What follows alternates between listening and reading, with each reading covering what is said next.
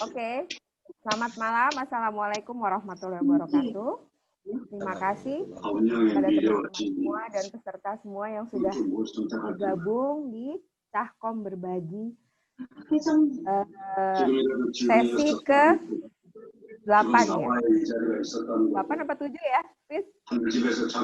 Oke, sebenarnya acara ini kami dedikasikan ya dari Cahkom 98 untuk memberi pencerahan tentang apa itu komunikasi, bagaimana nanti ke depannya, profesi apa yang bisa digeluti. Seperti beberapa sesi sebelumnya, ada yang sebagai dosen, sebagai wartawan, sebagai penulis, entrepreneur, dan yang saat ini hadir, kawan kita, Mas Nafis, sebagai politikus. Mas Nafis ini sudah dua periode menjabat sebagai anggota Dewan Terhormat Kabupaten Semarang ya Mas ya. Dan dikaruniai 3 anak, seorang istri, satu aja ya Mas ya, satu istri aja.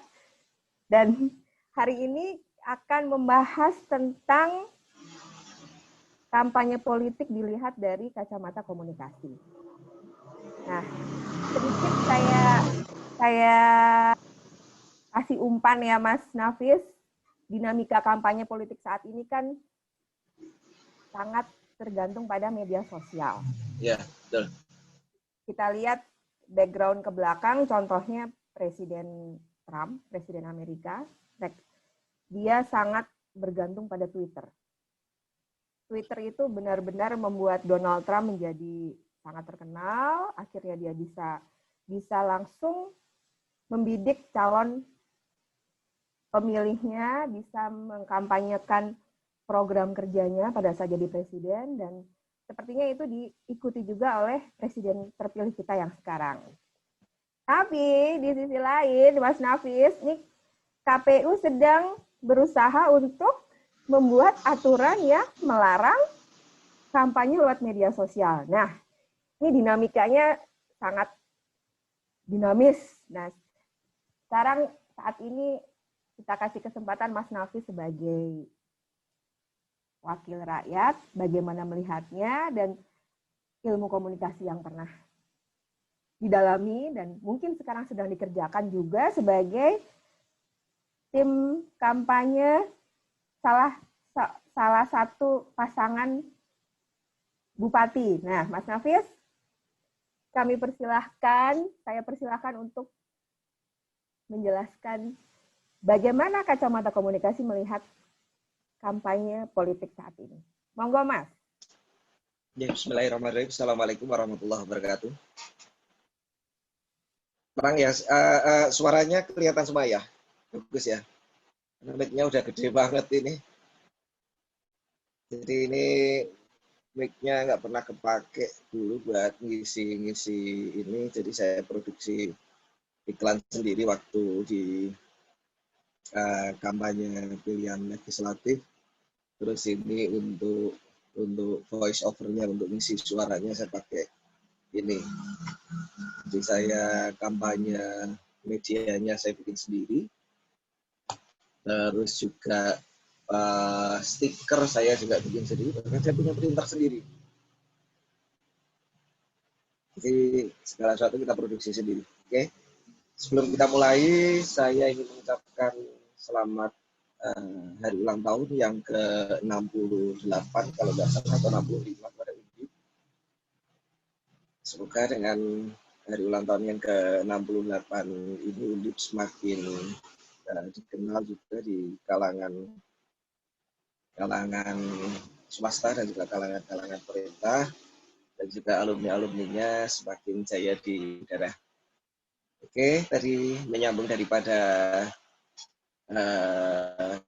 Mbak Ima, ada beberapa hal yang perlu saya sampaikan, karena kita kalau di komunikasi ini kan begitu lulus dari ilmu komunikasi, itu kan kita dibentuk satu pola pikir melihat segala sesuatu dari kacamata komunikasi.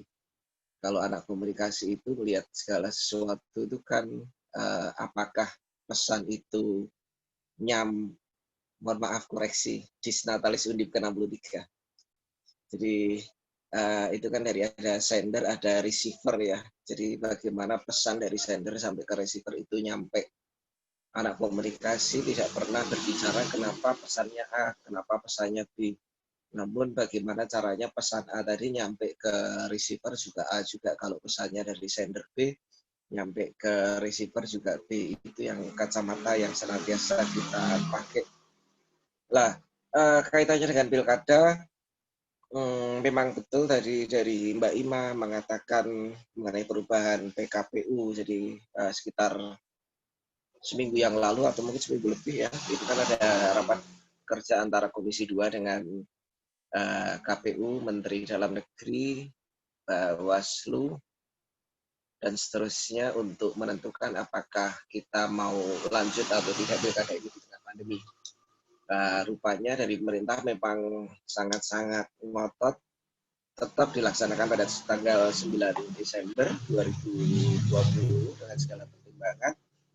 Dan ketika pemerintah ngotot tanggal 9 Desember itu harus terlaksana, maka pemerintah melakukan akomodasi.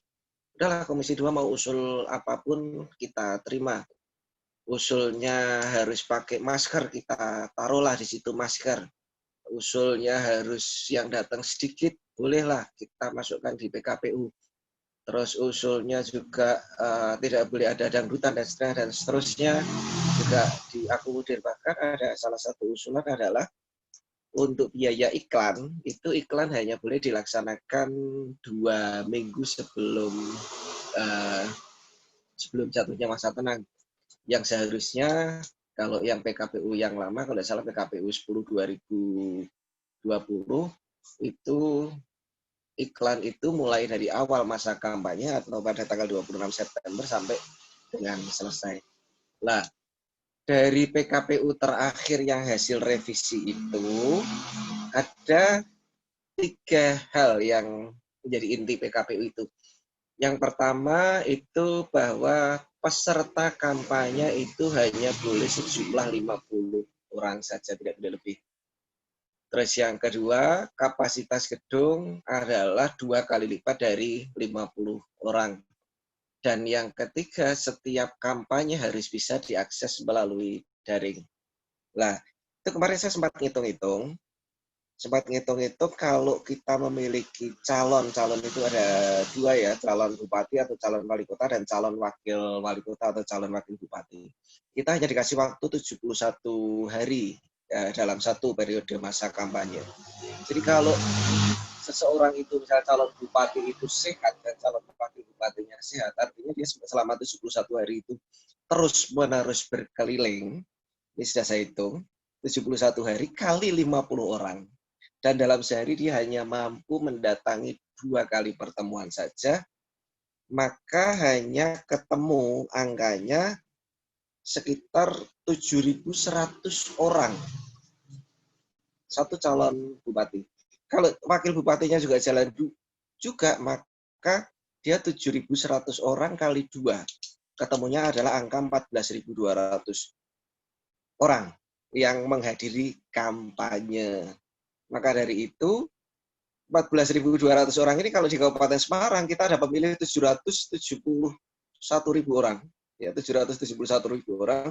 Itu 14.200 itu hanya mengcover hanya 2% saja dari 771.000.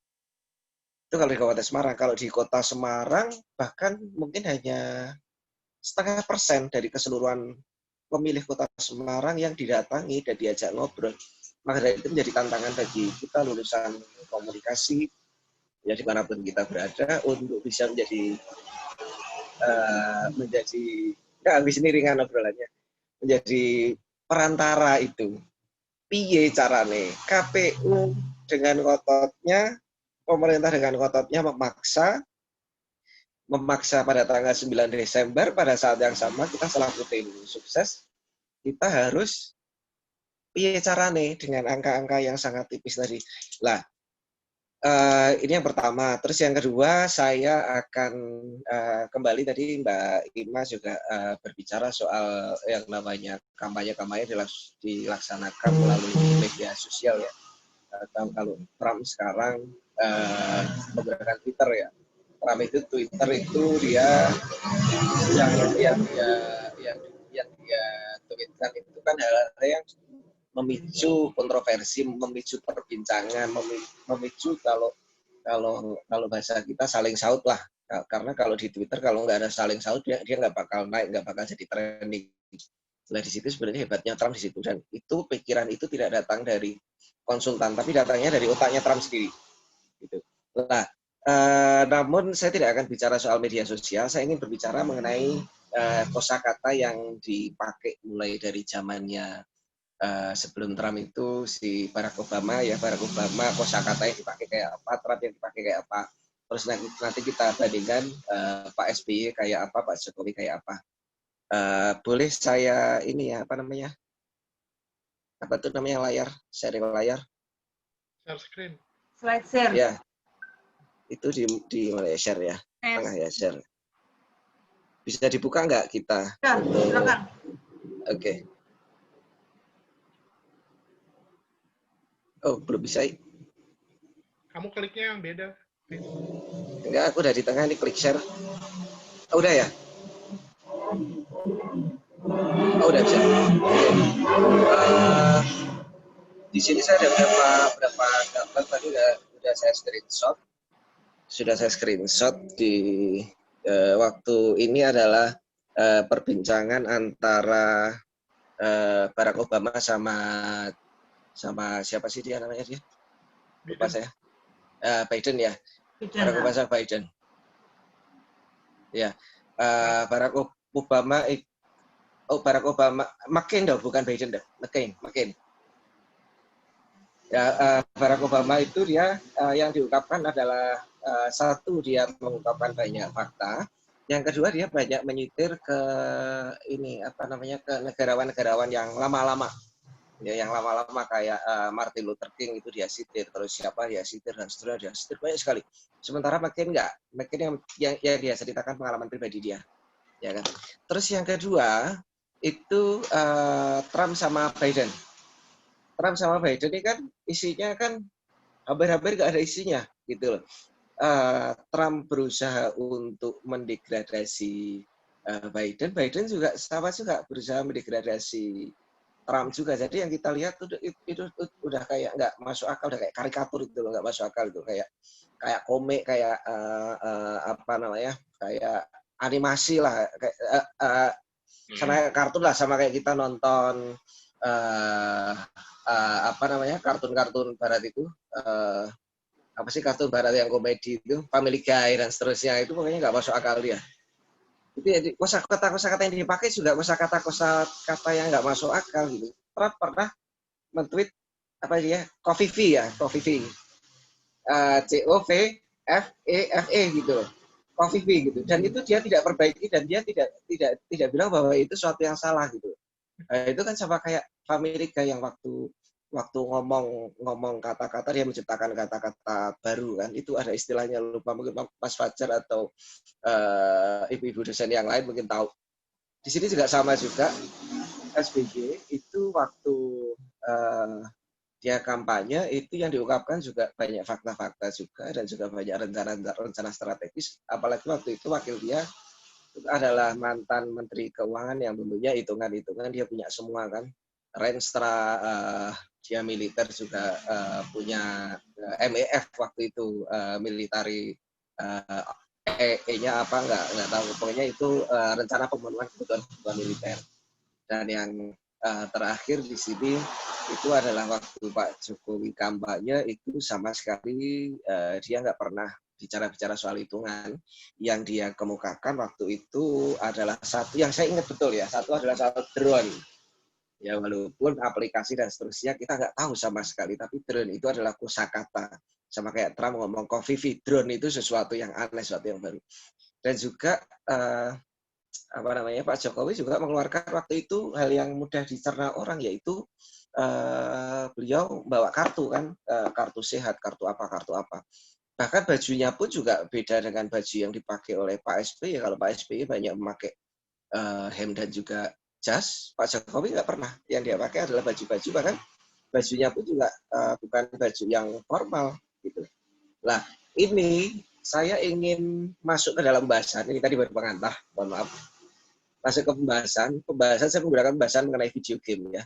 Video game, ada satu video game yaitu ini namanya video game God of War.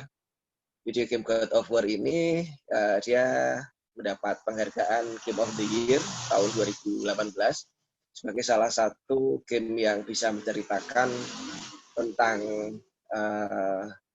mitologi Yunani, ya mitologi Yunani.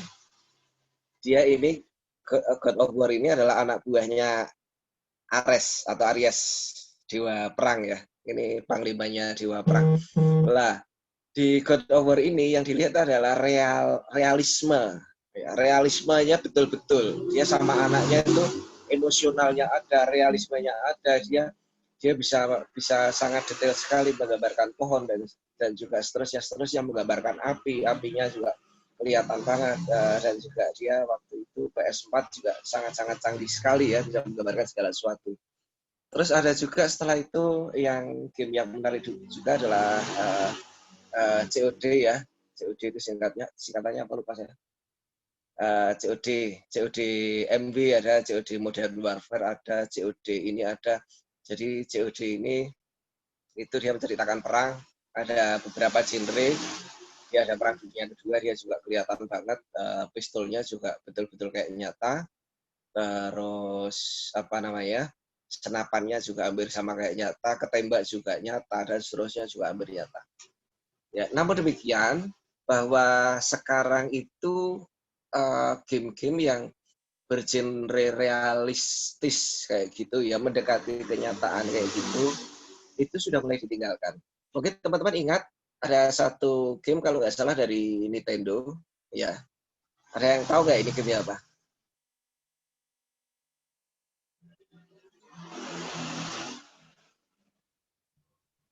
Chris, videonya diaktifin. Apa ya, halo? Videonya diaktifin wajahmu biar kelihatan. Oh, aku nggak bisa, sebentar aja ini ya. Setelah itu langsung wajahnya. Ini, tapi kelihatan ya ini ya? Sharing saya. Ya. Sharing screen, ya. Ini adalah Nggak kelihatan. Masa nggak kelihatan sharing screen-nya? Gambar N. Kelihatan. Gambar N. Dari tadi nggak kelihatan. Oh, dari tadi nggak kelihatan. Sorry. Dan screen itu biasanya dibuka dulu filenya, baru buka. Oh, udah. Oke, sekarang kelihatan nggak? Wah, raketo. Masa nggak kelihatan sih? Oh, kelihatan ya? Kamu pencet yang bawah itu, share screen bawah. Tulisannya only host ya? Udah diizinin Only belum? host. Udah diizinin belum, Im? Santi yang ini, yang host yang ini. Admin. Oke. Kalau enggak Pak Nafi, filenya di WA tak share dari sini. Oke ya, aku WA ya. Aku Di WA grup ya. bisa. Oke, sebentar aku sharing beberapa gambarnya. Yang soal video game aja deh. Kalau yang lain-lainnya teman-teman sudah punya ini ya. Pasti udah punya apa namanya? Pasti udah punya memori di luar kepala lah soal McCain, Trump, Biden dan seterusnya itu.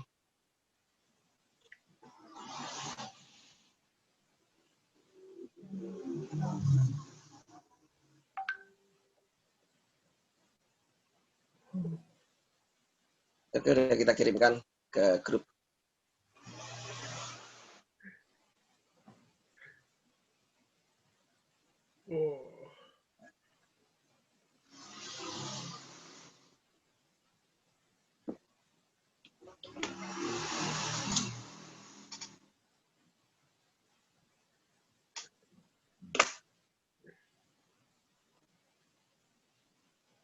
Santunya juga kena mood deh.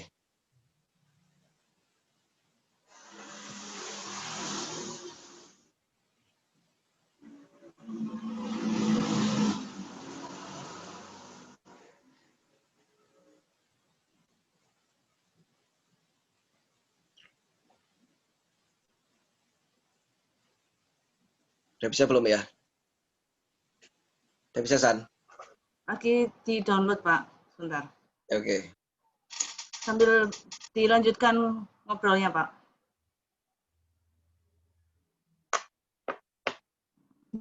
Jadi ada satu pergeseran. Kalau dari Obama dulu itu yang dibicarakan adalah hal yang sangat esensial. Hal-hal yang sangat detail, jelimet, dan seterusnya. Obama berbicara soal realisme ekonomi, realitas ekonomi, dan seterusnya. Ya. Sementara Trump berbicara mengenai surrealisme. Soalnya Ya. perlu dibuka dulu enggak ya? Gini ya. Terus laser ke sini bisa.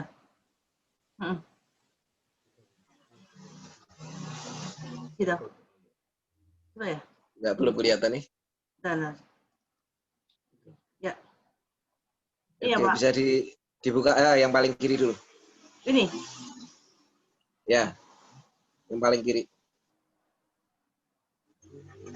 Double klik aja.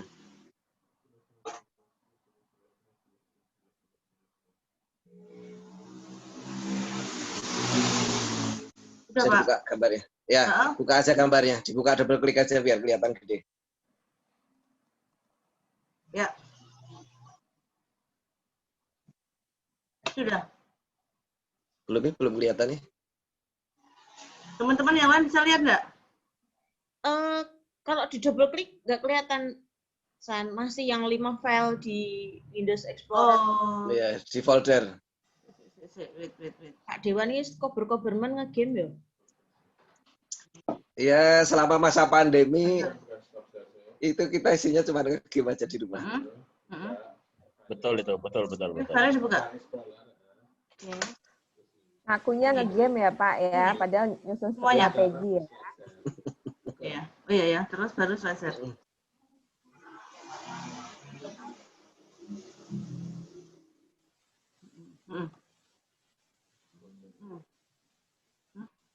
Itu game edukatif ora itu.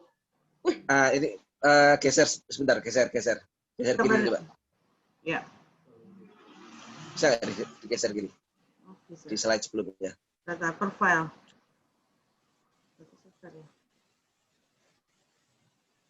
Yang gambar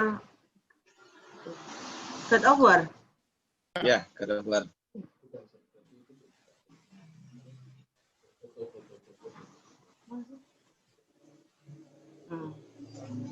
Salah satu kegiatan saya selama bulan Maret ya akhir Februari itu saya nge-game terus. Jadi saya pekerjaan juga sama, kalau pekerjaan pas keluar kota terus kemudian kita selesai pekerjaan siang atau sore, itu mulai dari sore sampai pagi di dalam kamar sudah nge-game aja. Mana-mana saya bawa PS4.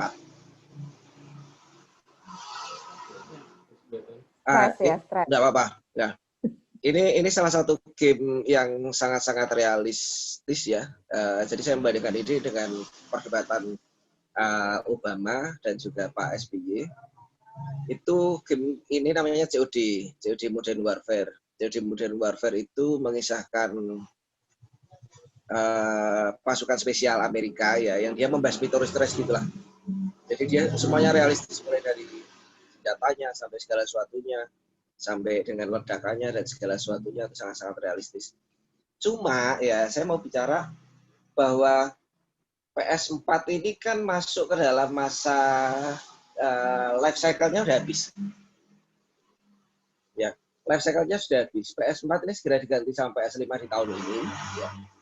Nah, lucunya ketika PS5 ini sudah mulai hadir, game-game yang ngetren itu bukan lagi game-game yang realistis, ya.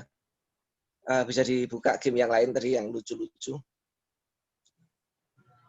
Nah ini namanya game, ada yang tahu nggak sih ini game apa? Animal Crossing. Animal Crossing ya kan, Animal Crossing itu yang terkenal kan ininya ya, lagunya tuh ya. Itu kan Animal Crossing ini kerjaannya kalau teman-teman yang nggak main game, mungkin nanti bisa tanya sama anaknya. Animal Crossing ini kerjanya ini cuma nanam-nanam, kalau enggak mancing-mancing, kalau enggak nangkap-nangkap. Ya. Terus dia bikin taman, orang-orang bisa ke taman dia dapat duit dari situ kan.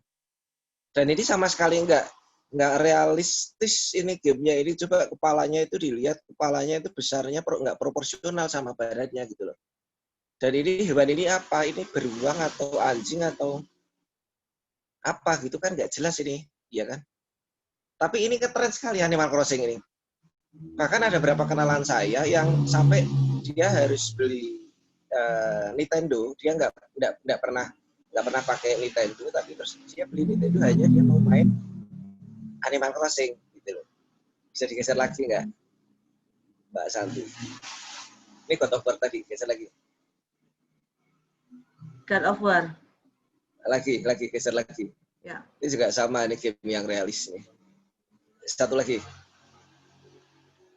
Nah, ini Fall Guys ya, teman-teman mungkin tahu banget itu. Ya, Fall Guys.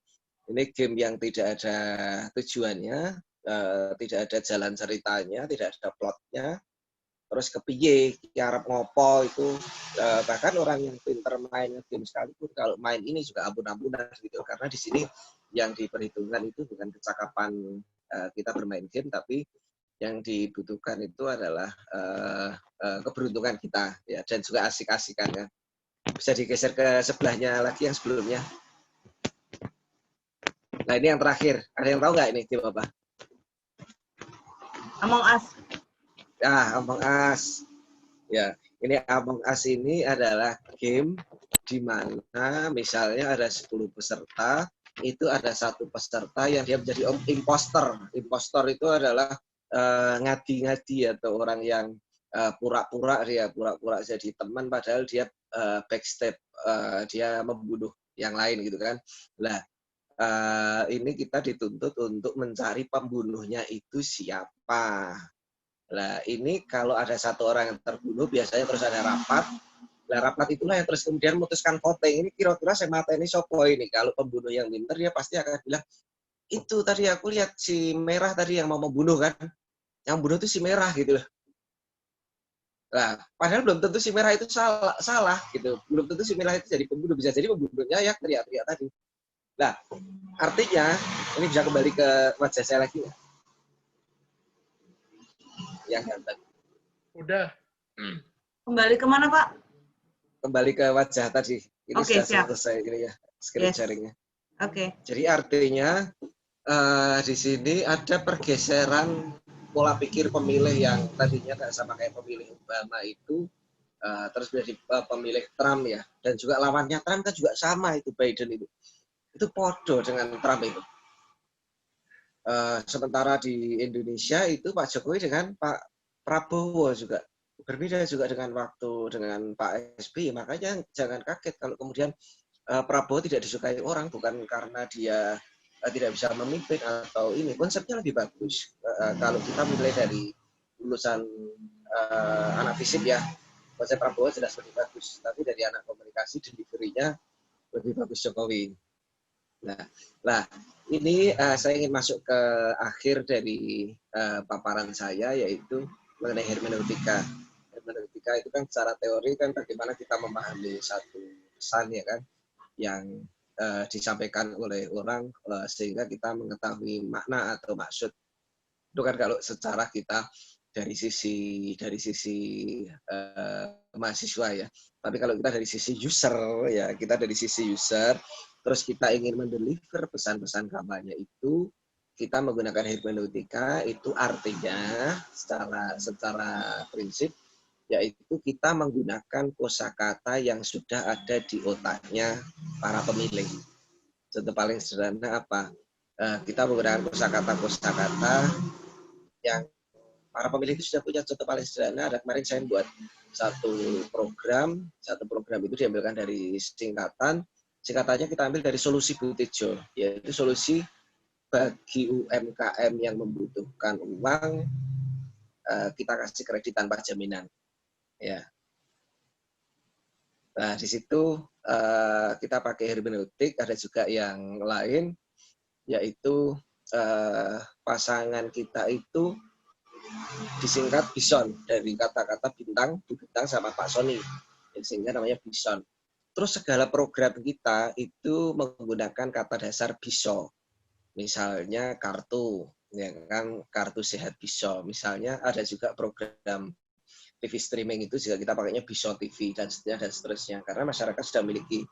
Karena masyarakat itu kalau bison jelas nggak paham. Bison itu opo, bison itu hewan dari mana. Tapi kalau kita pakai Biso, Biso itu memiliki banyak konotasi. Salah satunya konotasinya adalah konotasi bahwa bisa, gitu kan. Bisa dalam bahasa Jawa itu ya Biso. Mungkin itu sedikit dari saya. Mohon maaf kalau terlalu panjang dan terlalu muter-muter. Yang pada intinya bahwa sebagai lulusan komunikasi itu sangat asik. Dan juga sebenarnya kalau anak komunikasi jadi caleg ya, atau jadi calon bupati, atau jadi kandidat pejabat publik, saya pikir rate of suksesnya sangat tinggi. Tadi Mbak Prim ini tanya ya kan, tanya soal Mbak Epiro dan dari kapan kan gitu kan. Tadi sempat ada pertanyaan saya kayak gitu. Saya tidak akan bilang angkanya, namun demikian yang jelas cost saya lebih efektif dan efisien dibandingkan teman-teman saya yang tidak punya latar belakang komunikasi. Gitu. Assalamualaikum warahmatullahi wabarakatuh. Oke, Mas Nafis. Terima kasih ya, meskipun di awalnya agak absurd nih ya. Saya berusaha keras untuk memahami ini muaranya ada di mana gitu ya. Cuman intinya ini lebih ke pilihan kata gitu ya, Mas ya. Nah, teman-teman mungkin ada yang mau bertanya, monggo langsung. Mbak Santi ini bisa dibuka ya, sedikit ya Mbak Santi ya. Ya, untuk yang mau bertanya silakan lewat voice. Di unmute sendiri bisa atau lewat chat silakan. Oke. Monggo, ini yang tamu-tamu dulu mungkin ya. Silahkan. Mas Nafis, mau tanya Mas Nafis. Ya, silakan. Ya, saya terus terang lebih tertarik pada background Mas Nafis yang sekarang nih. Ini sepertinya usaha toko bangunannya masih jalan ya Mas ya? Masih kebetulan toko bangunannya diurus sama istri. Oh, itu tapi nggak mengganggu kegiatan sebagai anggota dewan untuk menjalankan usaha toko bangunannya? Jadi begini ya, kalau dulu yang megang termasuk saya ikut megang. Tapi kalau sekarang begitu jadi anggota dewan itu, kalau saya di depan, misalnya ada orang beli kan, ada orang beli satu barang aja lah, barang harga 100, misalnya satu ini 100.000 kan, itu pasti ada dua alternatif. Alternatif yang pertama, orangnya pasti akan ngenyang, ya ngenyang itu menawar. Saya nggak bisa kalau ditawar nggak bisa bilang tidak, pasti bilang iya. Yang kedua, orangnya bilang masuk sama tim sukses. Ini nggak pernah digratisi, buat sekali-kali digratisi Pak. Ya mau nggak mau itu juga digratisi, sehingga sekarang saya lebih banyak nggak mau di toko udah 100% istri ya.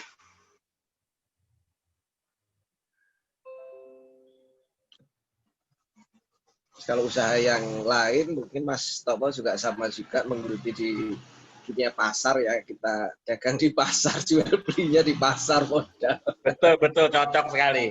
Makanya saya mau tanya ke Mas Nafis nih, ini kan saya ya berusaha juga nih. Nah, saya sebenarnya pengen mengikuti jejak Mas Nafis nih. Caranya saya kalau menjadi anggota dewan, apa kira-kira yang harus saya lakukan Mas Nafis? Saya jadi pengguna udah, sekarang saya menjadi anggota dewan gitu. Gimana caranya? Tips dan triknya? Oke, yang paling sederhana begini. Kita itu kan memiliki dua pilihan. Yang pertama kita berusaha memilih partai politik, dan yang kedua kita memilih daerah pemilihan. Ya, ini rumusnya di situ. Ini rumus yang tidak dimiliki orang banyak, yang saya berbagi kepada teman-teman saya komunikasi. Dan banyak yang kejeglong dari cara memilih ini. Kalau kita sudah cocok dengan satu partai politik, maka dari itu dapil kita tidak bisa menentukan. Ya, dapil itu daerah pemilihan ya, biasanya dia satu kecamatan atau gabungan kecamatan.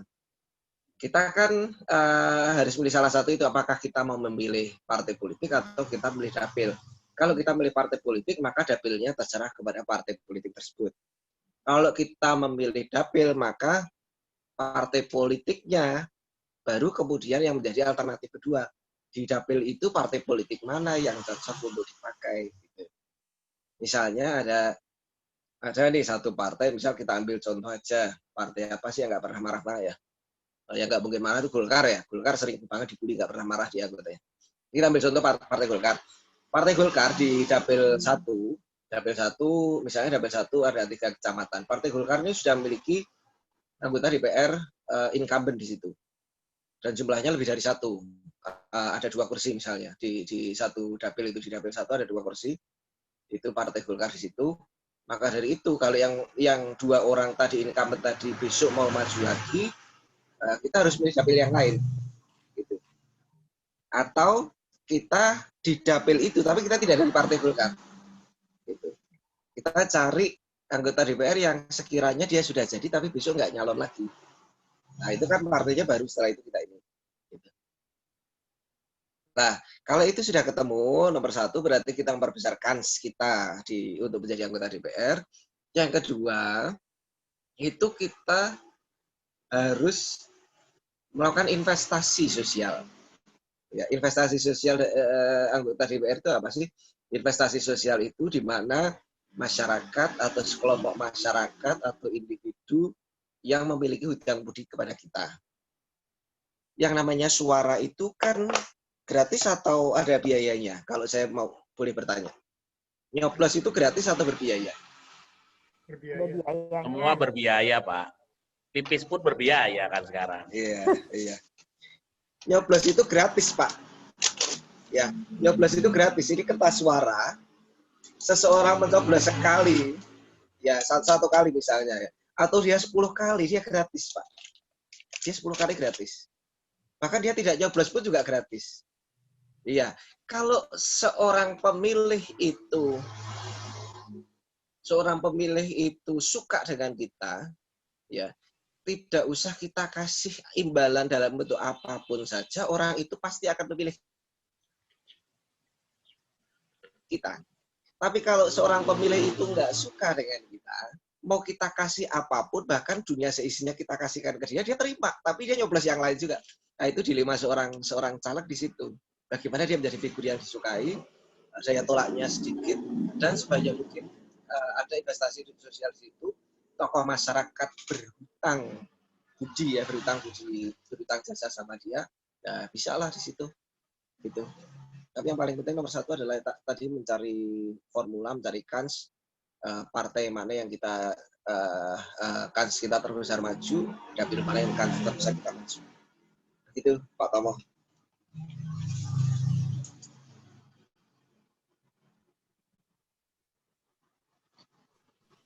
Aku nanya Im. Ya, oke, monggo. Asih Ima. Nafis mau tanya, idealisme zaman mahasiswa apa yang saat ini masih dipegang oleh Nafis dan yang sudah tidak mungkin dipegang oleh Nafis? Kenapa? Apa itu? Terus itu 1. Nanti yang selanjutnya nanti aja, kalau yang lain tidak ada yang lagi. Saya masih ada banyak pertanyaan barusan. Makasih. Oke. Ya, makasih Mbak Primi, Bu dosen. Bu dosen ini termasuk salah satu orang yang memiliki link banyak ya, dosen itu, dan banyak orang yang berhutang budi terhadap dosen, apalagi dosennya kalau sudah jabatannya kakjur atau dekan atau bahkan rektor atau pembantu rektor. Jadi saya pikir dosen ini kalau nyalon jadi anggota DPR juga pasti banyak yang akan bantu. Ya, idealisme, kaitannya dengan idealisme apa yang masih dipegang, tentunya yang pertama, idealisme sebagai anak komunikasi itu apapun yang dikatakan oleh konstituen kita, sebagai anak komunikasi kita wajib menyampaikan. Tidak boleh ada noise, tidak boleh ada redundant, tidak boleh ada manipulasi dan seterusnya. Lah itu kita wajib ya. Itu idealisme saya yang sampai saat ini masih saya pegang. Terus ada juga idealisme lain, yaitu sebagai anak FISIP tentunya kita diajari dasar-dasar ilmu pemerintahan. Dasar-dasar ilmu pemerintahan itu salah satunya adalah trias politika, pembagian pembagian apa namanya kekuasaan dan seterusnya. Nah, itu juga masih kita pegang juga. Sementara hal-hal yang tidak kita pegang ya kaitannya tentunya dengan kebijakan-kebijakan partai. Karena kita sebagai anggota partai politik tentunya kita mengikuti kebijakan dari partai politik itu. Salah satu contoh daripada kebijakan partai politik yang mungkin tidak cocok dengan kita, misalnya kita ini sudah bilang misalnya kaitannya dengan apa ya? Misalnya contoh paling sederhana dengan KPK aja deh ya, KPK gitu ya. KPK revisi undang-undang KPK misalnya. Atau semuanya gitulah kebijakan-kebijakan pusat yang mau tidak mau kita di bawah harus mengikuti kan. Tapi di sini ada enaknya. Enaknya kalau kita di BRI sama sekali kita nggak bisa bergerak. Tapi kalau di DPR provinsi atau kabupaten kita masih bisa berinovasi gitu. Artinya DPP itu arahnya ke kanan, kita bisa agak serong-serong ke kiri itu masih bisa gitu kan. Contoh paling sederhana adalah manakala di pusat itu sudah tidak mungkin berkoalisi dengan PKS dengan PDIP karena PKS sudah jelas oposisi ya, PDIP partai pemerintah. Tapi di daerah kita masih bisa berkoalisi dengan PDIP. Nah, kalau masalah-masalah soal keuangan dan seterusnya ya itu termasuk salah satu hal yang lain yang tidak bisa kita bicarakan ya kecuali secara offline ya. Dan itu ya no comment aja lah soal itu ya.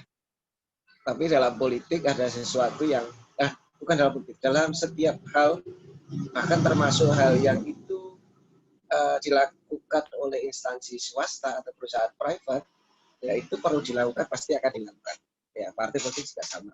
Suatu hal yang perlu dilakukan, biaya-biaya yang perlu dilakukan, kos-kos yang harus keluar, di mana harus dikeluarkan ya kita pasti keluarkan. Itu. Luar biasa. Ya. Luar biasa retorika politiknya ini jelas karena dulu pernah dapat mata kuliah retorika waktu komunikasi. Dosennya siapa Pak Nafis? Makasih Mbak Ima, makasih Pak Nafis. Mungkin yang lainnya dulu, nanti kalau tidak ada yang bertanya dan masih dibuka pertanyaan, saya siap nyamber. Mas Nafis, saya mau tanya nih Mas Nafis. Kalau belajar dari anggota dewan di Jepang, dia tuh sudah mulai membangun basis massa suaranya itu sejak dia ibaratnya tuh kayak mulai dari RT, RW, kelurahan, kecamatan, kabupaten lah. Maksudnya tuh dia tuh memang sudah menyiapkan diri. Nah, pertanyaan saya, Mas Nafis ini mak bedunduk datang atau memang sudah melakukan pola komunikasi sebelumnya sampai terus disenangi, nggak dibayar pun dipilih gitu. Ini strategi komunikasinya seperti apa sih? Mungkin adik-adik calon atau mahasiswa komunikasi bisa belajar, bisa jadi tim sukses mungkin ya, atau bisa jadi penasehat. Mas Nafis. Oke. Kalau kita bicara mengenai jaringan-jaringan yang kita bentuk ya dari asalnya dari mana atau langkah pertamanya dari mana ya kan. Langkah pertamanya itu tentu saja di lingkungan terdekat kita yaitu RT. Jangan berharap kalau satu RT tidak memilih kita terus kita punya bayangan RT yang lain akan memilih kita. Jadi satu RT syarat utama itu satu RT itu minimal 90% harus mencoblos kita. Ya, harus suka dengan kita satu RT itu. Setelah satu RT baru kemudian pola itu kita duplikasi, kita replikasi. Ada pendekatan-pendekatan yang perlu namanya pendekatan itu ada dua. Pendekatan yang dimulai dari kewilayahan, ya tadi yang dari paling dekat tadi dari RT kita sendiri, terus kemudian ke RW kita ya atau kampung kita, terus kemudian ke desa atau kelurahan, ke level desa atau kelurahan, dan kemudian pada tataran yang lebih luas. Itu teori konvensional pertama. Tapi ada juga teori konvensional kedua, di mana kita menggunakan pendekatan kesamaan latar belakang. Kesamaan latar belakang, kita tentunya memiliki berbagai macam latar belakang. Latar belakang nomor satu adalah latar belakang keluarga. Itu udah nggak bisa dibantah itu. baik itu keluarga darah dari kita, keluarga kita karena ikatan darah kita, ataupun ikatan darah dari istri kita, keluarga istri. Jadi jangan juga pernah punya pikiran kalau keluarga besar kita nggak mendukung kita, orang lain akan mendukung kita. Enggak, sebelum orang lain mendukung kita, keluarga besar kita dulu gitu kan. Setelah keluarga besar kita selesai, terus keluarga besar istri juga harus juga sama juga. Terus ada lagi background yang lain adalah alumni. Alumni ini sangat mudah sekali juga dipakai juga, terutama alumni Undip ya. Alumni Undip ini menyelamatkan saya di berbagai macam event. Di berbagai macam event saya diselamatkan oleh alumni Undip. Berarti sumbangannya harus besar loh, sumbangan. Setuju. Itu ya sekolahan, background sekolahan. Terus ada lagi background olahraga. Background olahraga, kalau teman-teman yang selama ini hanya berolahraga, tidak pernah ikut klub, ya saya sarankan mulai ikut klub ya. Klub kan banyak, mulai dari ontel lah, apalah ini. Terus ada juga background yang lain, ada juga Teruci, ya Terias dan Ras Club, gitu kan. Itu juga anggotanya juga masif dia, sangat-sangat masif sekali dia. Dan itu kadang kala yang background-background kayak gitu diajak saweran juga dia juga mau dia. Nyawer ya. Saya tuh di 2014 pertama kali saya nyalon, ada beberapa teman saya yang tidak perlu saya sebutkan, itu ngirimi saya. Saya waktu itu nggak mau dikirim. Jangan duit lah, akhirnya dikirim rokok. Kenapa dikirim rokok? Karena tim-tim sukses itu kan ini ya, mata uang dalam politik itu ada mata uangnya. Mata uang dalam politik itu adalah rokok. Ya, kalau cowok ya, calegnya cowok, mata uangnya adalah rokok. Ya kalau ada caleg kok nggak ngerokok, nggak bawa rokok, susah dia berkomunikasi, gitu. Susah dia mau nukerin token mata uang tadi, susah. Gitu. Nah, saya sama beberapa teman tadi nggak minta duit, dikirimi rokok. Ada yang berkirim rokok 1 dus, ada yang ini dan seterusnya. Gitu. Banyak itu latar belakang, kita pasti punya banyak latar belakangnya itu kita inventaris, sebagai kita inventaris, setelah kita inventaris baru setelah itu kita pakai itu latar belakang itu. Dan juga ke depan itu saya yakin akan ada banyak lagi caleg-caleg yang aneh ya, yang dia latar belakangnya tidak diduga-duga, kadang-kala bukan lulusan sarjana, bukan lulusan Undip dan seterusnya. Sekarang di DPR RI sudah ada itu yang latar belakangnya aneh itu dari Nasdem, siapa sih itu? Yang dia suka keliling senam-senam terus tuh, keliling terus tuh. Dia dari apa sih, dia dari Nasdem dia. Lupa saya namanya dia. Ya? Bukan. Nasdem, cowok. Ahmad Saroni. Ahmad Saroni itu kalau ngomong tuh aneh loh, aneh betul dia. Waktu kampanye ya, sekali waktu kampanye, bukan saat sidang.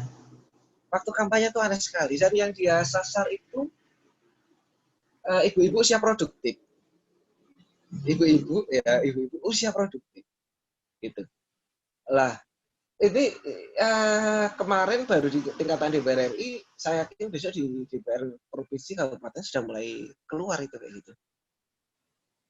Ya, kayak Ahmad Saroni itu. Ya, yang dia pakai adalah nggak tahu ya, kayak tadi kayak dia tahu-tahu disukai orang gitu aja. Sama kayak kita bicara trending YouTube yang disukai apa? Apakah bisa diprediksi? Nggak bisa. Gitu. Tapi kalau sudah dapat gelombangnya itu tinggal berselancar saja itu. Ada beberapa tempat di wilayah saya yang ikut kemanapun saya ngomong soal pilihan bupati, waktu pilihan presiden, pilihan apapun ngikut saya gitu. Itu saya sudah dapat gelombangnya, itu tinggal kita surfing aja, enak. Monggo yang lainnya kalau masih ada. Pertanyaannya Desi, Mbak Ima. Monggo. Di chat itu Desi nanya. Apa sih tadi? Desi Tuh, apa sih yang jadi motivasi Pak Nafis masuk ke dunia politik? Waktu itu sebenarnya saya nggak punya motivasi apapun ya. Motivasi waktu itu memperbesar usaha memang. Memperbesar usaha, namun ada yang memaksa saya, salah satu anggota keluarga saya memaksa kudu itu saya harus daftar, nanti kalau dirasa cocok dilanjutkan, kalau misalnya pas kampanye nggak cocok nggak usah dilanjutkan. Dan ini tanpa bermaksud promosi dan kampanye terhadap partai saya. Waktu itu saya bertanya kepada istri bahwa di dalam dunia politik itu dunianya orang nggak benar ya kan, apalagi anggota DPR itu intisarinya nggak benar itu sari-sarinya itu kalau disaring gitu ya. Pertama kan ada namanya simpatisan partai, paling atas kepala partai itu orangnya nggak benernya juga nggak bener biasa lah. Terus saring lagi menjadi pengurus partai itu nggak benernya lebih banyak lagi. Disaring lagi paling saringan paling tipis ketemu intisari nggak bener itu anggota DPR. Nah saya tanya sama istri, boleh nggak satu mencalonkan diri, yang kedua yang saya tanya kepada istri yang butuh pertimbangan lama, kalau saya jadi anggota DPR diperkenankan nggak? Kalau sudah jadi diperkenankan nggak tetap lanjut gitu kan? Istri saya waktu itu pertimbangannya sederhana aja, selama maju dari PKS itu saya diperkenankan, kalau maju dari partai lain, partai Golkar misalnya, tidak ada kontrol dari yang nggak benar tadi gitu loh. Kalau maju dari ya saya perbandingan dengan Golkar aja deh, kalau yang lain-lainnya nanti ada yang sensi. Teman-teman Golkar tuh paling nggak sensi kalau dibully. Misalnya saya maju dari Golkar, nggak benernya ini yang mengontrol sedikit. Kalau di PKS yang mengontrol banyak sekali. Itu pertimbangan istri saya kenapa saya boleh. Gitu deh sih. Berarti ini PKS toh? Ya. Baru tahu toh. Ya, makasih. Padahal zaman mahasiswa PKS. Apa? Berarti saya nggak perlu menjawab soal Pak Nafis. Dan saya punya pertanyaan, kira-kira Pak Nafis ada kemungkinan nggak pindah ke PSI gitu kan? Tapi udah terjawab tadi ya udah. Nah, baru mau tanya itu. Sebab waktu itu kan ada ini ya, dari PK menjadi PKS ya. PK menjadi PKS di ketua umum PKS, atau kalau kita menyebut di dalam presiden PKS ya, ketua umum PKS. Ketua umum PKS itu kan sangat jelas sekali. Satu, bahwa PKS itu latar belakang dan nasionalis, ya kan. Yang kedua, PKS itu menggunakan idiom-idiom agama di dalam rangka melakukan kontrol terhadap anggotanya. Jadi siapapun anggota yang bergabung kepada PKS, maka otomatis dia dikontrol oleh agama sebagaimana yang dia anut. Kalau mayoritas Islam, maka anggota-anggota tadi dikontrol menggunakan syariat Islam.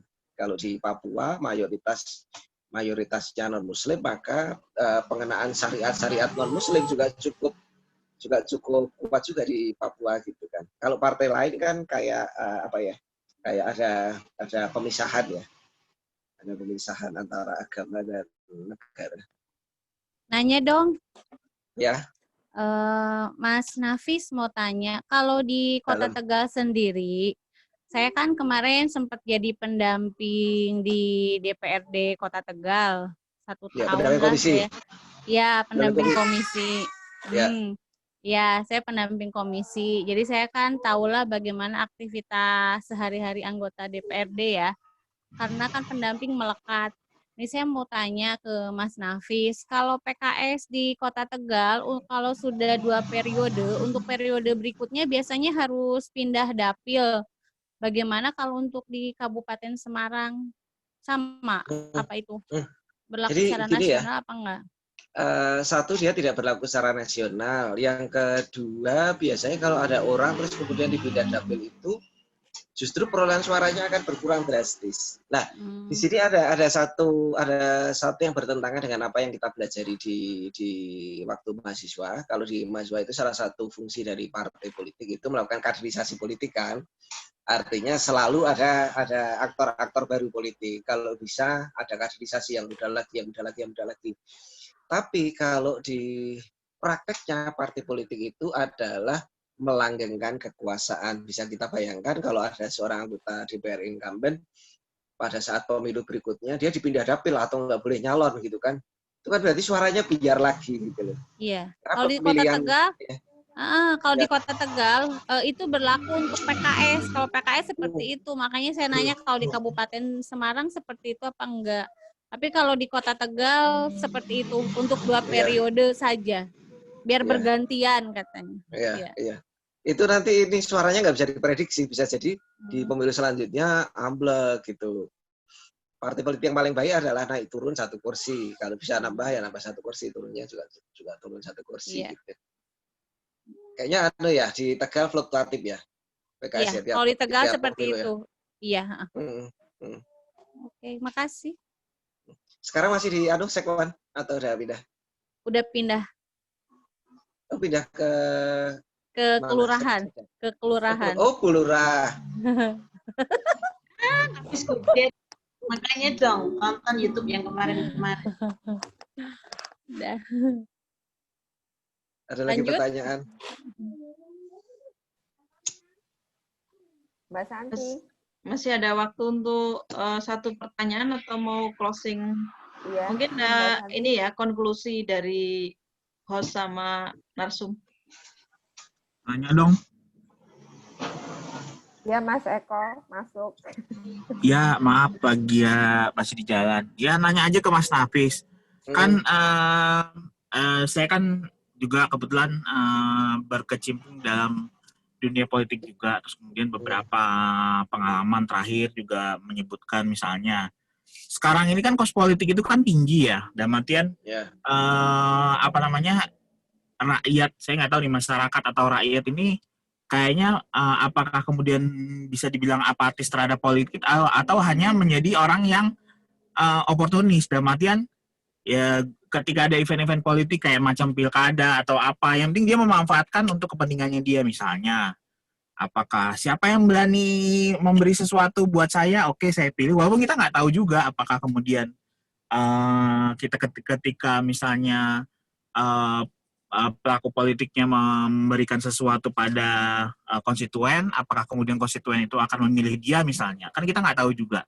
Nah sekarang itu berdasarkan pengalaman Mas Tapis nih berkecimpung dalam 2 kali pemilu, apakah misalnya ada memang perubahan tren itu yang dari misalnya dari periode pertama Mas Tapis ikut atau terjun dalam dunia politik, ketika sekarang ikut lagi, apakah memang cost-nya itu berbeda atau kemudian sama aja gitu. Yang penting kan kita pasti Mas Nafis sudah membangun atau membangun jejaringan lah istilahnya, sudah memelihara konstituen dari awal ketika periode pertama, terus kemudian ketika periode kedua hanya tinggal nambah-nambahin dikit. Mungkin itu sih pertanyaannya Mas Nafis, terima kasih. Oke. Ini menarik sekali pertanyaannya. Kos politik itu, pertanyaan mungkin saya balik. Kos politik itu makin lama makin tinggi atau sebenarnya kos politik itu dari dulu sampai sekarang sama-sama tinggi, kan pertanyaannya sebenarnya itu. Itu jawabannya sederhana. Sebenarnya kos politik itu sama dari dulu sampai sekarang. Besarannya juga sama secara proporsional ya, tentu saja kita memperhitungkan yang namanya inflasi dan seterusnya kan, nilai mata uang. Kalau kos politik itu hampir sama, yang berbeda adalah siapa yang menerima.